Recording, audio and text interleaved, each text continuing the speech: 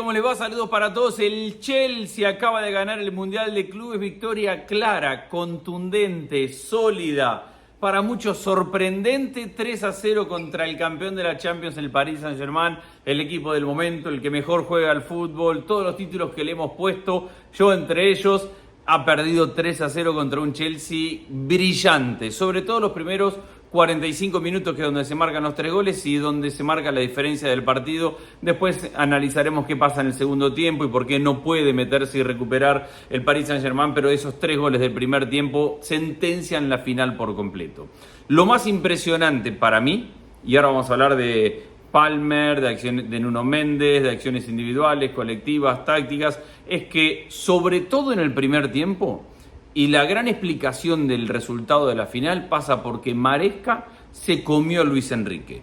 He aquí un fanático de Luis Enrique, para mí técnico top, para mí de lo mejor del mundo, pero creo que la obsesión táctica de Maresca por buscarle alternativas de cómo romper la presión, la dinámica, el fútbol colectivo, el toque en velocidad que presenta el Paris Saint-Germain, lo llevó a ejecutar un partido perfecto, donde planteó varias cosas en el equipo que le generaron superioridad y que no le permitieron al Paris Saint-Germain jugar su partido. Sobre todo muy notables en ese primer tiempo, porque después con el segundo tiempo partido hay un intento de reacción por parte del Paris Saint-Germain, pero se acomoda distinto. Pero en el primer tiempo, que es donde se marca la diferencia y donde se gana, Maresca toma decisiones que le complican por completo el partido a Luis Enrique.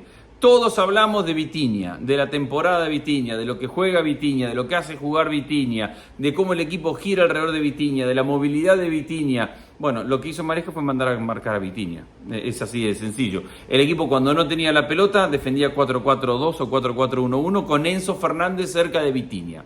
La primera función de Enzo Fernández era anular a Vitinha, tener cerca a Vitinha para que Vitinha no manejara el partido.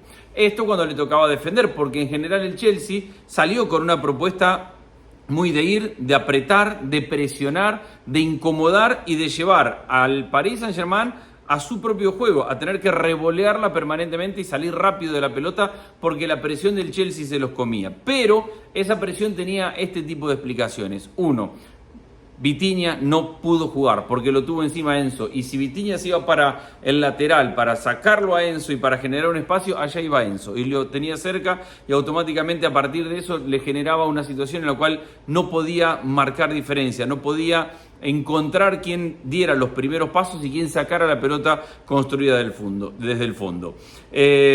Los centrales, el trabajo que hicieron hoy los centrales del Chelsea, pocas veces los he visto. A ese nivel, se los digo.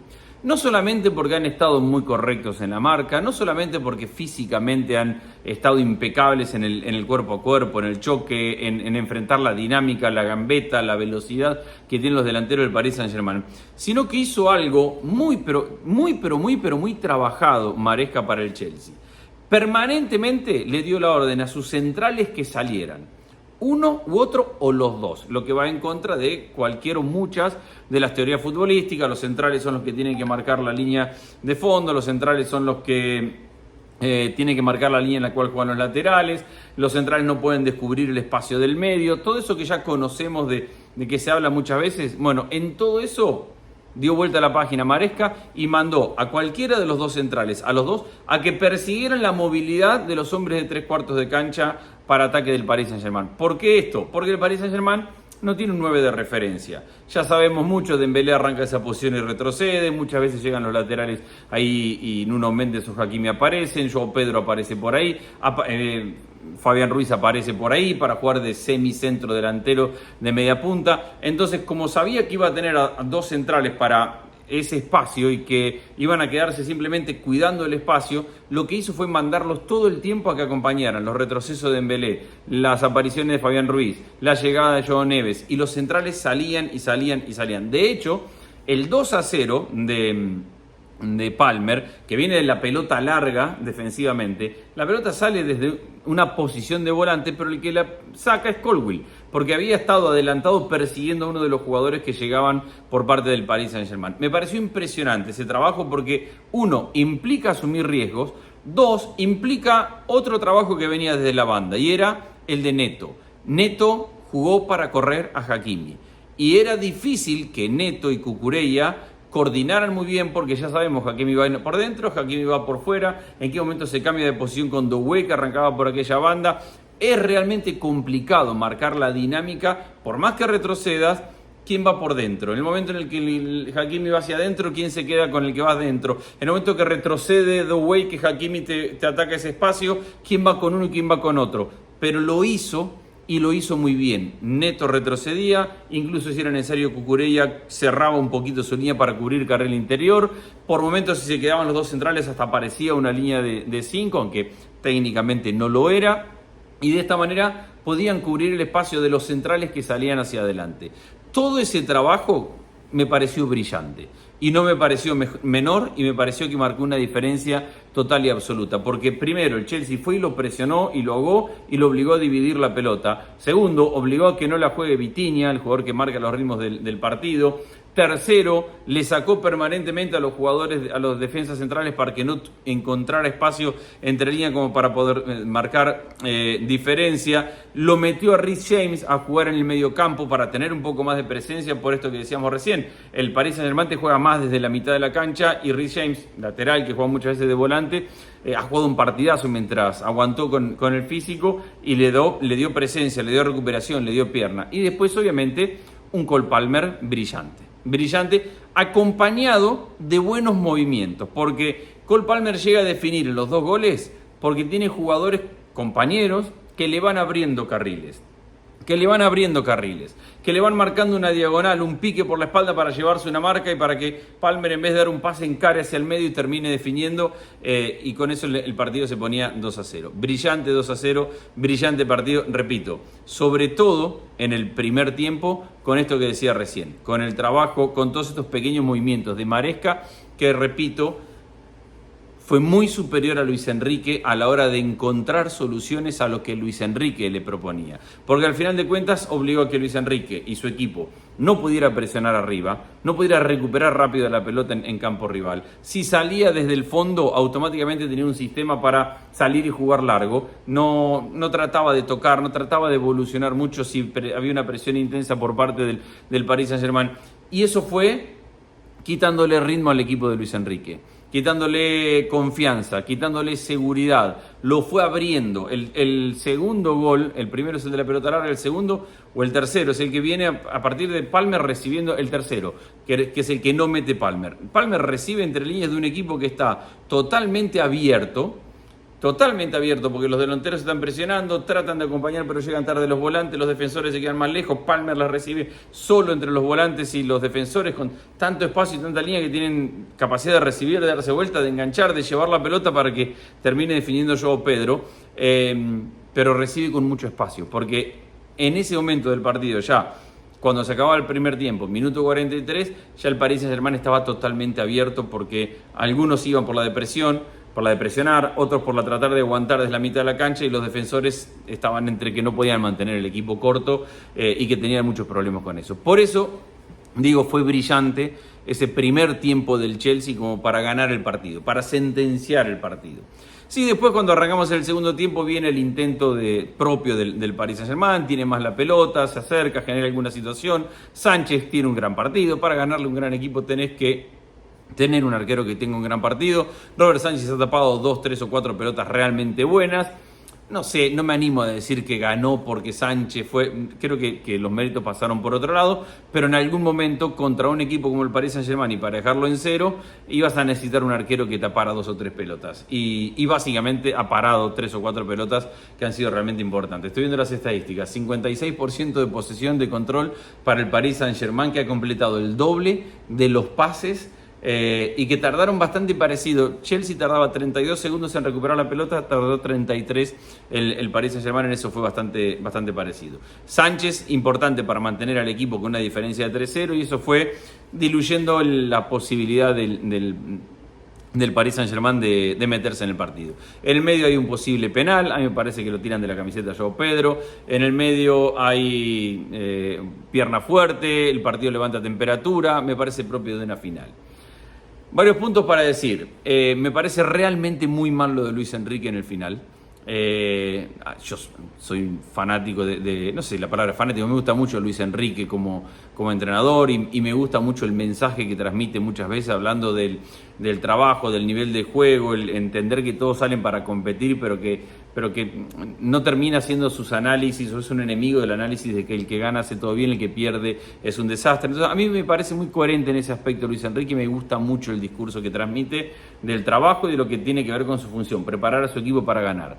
Ahora, ver ese golpe, ese empujón, esa agresión a João Pedro con el partido terminado es muy poco de líder. Ojalá pida disculpas, ojalá se arrepienta y entienda que lo que hizo no corresponde, porque al final de cuentas la imagen que termina dejando el Paris Saint-Germain en la cancha es la de un equipo que no supo perder. Y eso que el Chelsea le supo ganar, pero no supieron admitir la derrota y terminó el partido calentándose en la parte final. Cae Joao Neves en el golpecito de Cucurella, le tira un manotazo. Eso probablemente hasta se podría entender un poco más, propio de la frustración y de la calentura de ver que se te está yendo el partido, que ya estás en el minuto 85, que ya no te levantaste 3 goles y que estás caliente, estás harto. Bueno, a lo mejor no se justifica, pero es un poco más entendible. Pero que Luis Enrique, como entrenador, como líder, como la imagen del proyecto, vaya y termine agrediendo a un jugador rival, me parece muy mal. Vamos a ver qué se dice, cómo se explica, si se piden disculpas y qué fue lo que realmente pasó, pero en principio la imagen que deja el Paris Saint-Germain y Luis Enrique ha sido muy pobre en esa parte. El Chelsea le ha tocado un torneo de menor a mayor, no le habían tocado los grandes equipos a lo largo del torneo, le había ganado el LFC, perdió con Flamengo, le habían tocado 3 brasileños, goleó el Esperance, le ganó el Benfica, Palmeiras, Fluminense, es decir, había hecho un gran torneo, había hecho un buen torneo, mejorando de menos a más, ni siquiera ganó su grupo, pero fue creciendo y aparte tenía una base muy sólida. Y al final de cuentas cierra Maresca y el Chelsea una gran temporada. Porque no nos olvidemos que cuando arrancó la temporada eran el meme, el chiste, el hazme reír por la cantidad de jugadores que compraban. Y aparecían todos los chistecitos de qué va a hacer Maresca con tantos jugadores, puede armar 2 equipos. Acuérdense, tuvo que elegir el plantel, tuvo que depurarlo, tuvo que potenciar a jugadores que estaban con mucha presión como Enzo Fernández, sacó lo mejor, creció lo de Caicedo, ha sido un torneo y un año en general impresionante, fue potenciando lo mejor de Palmer en la segunda mitad de la temporada, no fue tan buena como la primera, pero el año ha sido brillante, ganó solidez defensiva en una sección del campo donde tenía muchos jugadores y fue encontrando quienes le iban a contribuir, termina ganando la Conference League. Muchos dirán, bueno, pero la Conference es un torneo menor, el Chelsea, bueno, pero es el torneo en el cual compitió y además dejó la sensación de que el torneo le quedó chico, lo ganó de punta a punta sin problemas, perdió un partido creo que era contra el Legia porque había ganado 3-0 en la ida y probablemente, no me lo acuerdo ahora, haya rotado varios jugadores para la vuelta y perdió 2-1, el único partido que perdió, ganó Conference y aparte lo ganó dejando un torneo que le quedara chico. Fue muy grande el fútbol de Chelsea para Conference. En la última fecha clasifica Champions, con lo apretada, con lo difícil que estuvo la Premier League por detrás del Liverpool, hasta el Manchester City estuvo sufriendo. El Arsenal en algún momento empezó a mirar más abajo que arriba y se metió en Champions, con la presión de los que venían, los Newcastle, los Aston Villa, todos los que venían por detrás tratando de meterse en esa pelea, ganó Conference, se metió en Champions y ahora cierra la temporada con el Mundial de Clubes. El impacto de Maresca en este proyecto es brillante, impresionante, sensacional, siguen invirtiendo, acaba de llegar João Pedro que vuelve a meter gol y que ha sido importante en este torneo, se vienen más refuerzos, el equipo no va a parar, será muy atractivo seguir este proyecto del Chelsea para la siguiente temporada. No creo que esta derrota le quita absolutamente nada o no le quita mucho al Paris Saint-Germain. Iba por todos los títulos, por los 7, todo fantástico. Al final de cuentas, por el Paris Saint-Germain han pasado en los últimos 15 años figuras, jugadores, técnicos, los mejores del mundo en todos los aspectos. Desde los técnicos, desde los jugadores, desde los Mbappé, los Messi, los Neymar, póngale el nombre que quiera, todos los técnicos. Y el equipo terminaba chocando con la Champions League. Si se le va este Mundial de Clubes, le ganó al Atlético de Madrid, le goleó al Real Madrid, le ganó al Bayern, era el gran candidato y seguramente habrá mucho para reprocharse por cómo fue superado en el día de hoy. pero este fue el año en el que Paris Saint-Germain ganó la Champions. Entonces, si bien duele quedarse afuera de este título, además hay un impacto económico muy grande por haberlo ganado, etcétera, etcétera, la realidad es que la temporada del Paris Saint-Germain ya estaba hecha y se tomó con mucha seriedad este torneo y no lo pudo ganar porque se encontró con un equipazo por delante. Pero no deja de ser buena la temporada del Paris Saint-Germain.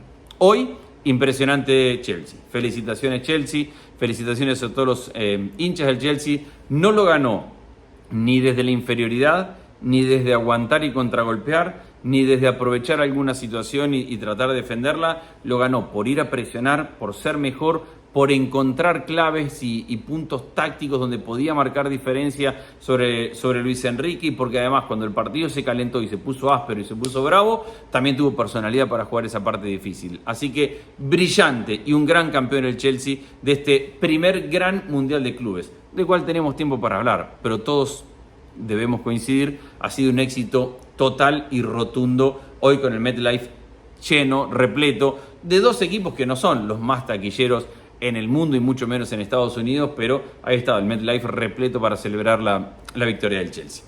Canaleta, les mando un saludo muy grande. Ha sido un gran torneo. He tenido la suerte de trabajar en el torneo, de ser parte del equipo de DAZN, en la comproducción con Televisa, con TUDN, con Univisión. Así que les mando un saludo muy grande a todos los compañeros y sobre todo un agradecimiento muy grande a DAZN por haberme permitido formar parte de la cobertura y de las transmisiones de los partidos. Así que ha sido un gran torneo, lo he disfrutado muchísimo y agradezco mucho a todos ustedes que han estado para mandar algún tweet, algún mensaje en alguna red social de apoyo, de corrección, de crítica, de felicitación, de lo que sea, pero siempre, como tratamos de hacer en esta canaleta, para hablar de fútbol y con mucho respeto.